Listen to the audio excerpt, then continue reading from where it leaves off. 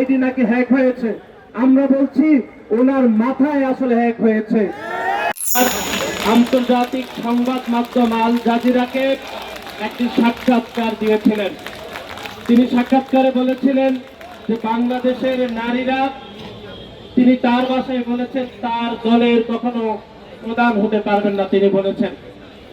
এবং আমরা দেখেছি তার এই বক্তব্য দেওয়ার পরে যখন সামাজিক যোগাযোগ মাধ্যম এবং বাংলাদেশের নারীরা যখন প্রতিক্রিয়া দেখিয়েছিল, তখন তিনি তার মনের যে আসল যে বক্তব্যটি তিনি সেটি সামাজিক যোগাযোগ মাধ্যম এক্সে তিনি দিয়েছিলেন এবং বাংলাদেশের কর্মজীবী নারীদেরকে তিনি আধুনিক পতিতাবৃত্তির সাথে তুলনা করেছেন, যেটি তিনি এক্সে দিয়েছেন এবং তার কয়েক মিনিট পরে তিনি ঘোষণা দিয়েছেন তার প্রিয় আল বটর বাহিনী এবং শিবিরের যারা বাংলাদেশে গত 1 থেকে 1.5 বছরে সামাজিক যোগাযোগ মাধ্যমকে যারা পিছিয়ে তুলেছে, তারা ঘোষণা দিয়েছে তাদের জামাতে আমিরের নাকি আইডি হ্যাক হয়েছে।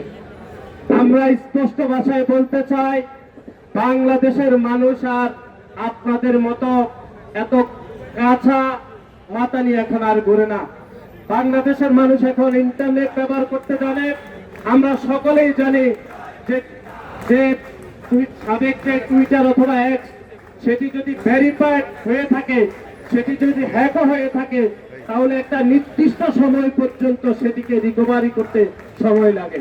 সুতরাং আপনি যদি বলেন 5 মিনিটের মধ্যে আপনার আইডি হ্যাক হয়েছে, সেরকম অসত্য, মিথ্যা, প্রতারণাপূর্ণ বক্তব্য বাংলাদেশের মানুষ বিশ্বাস করে না।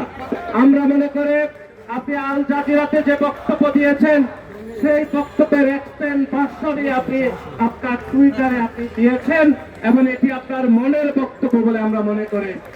এবং অনেকে বলেন যে ওনার এক আইডি নাকি হ্যাক হয়েছে।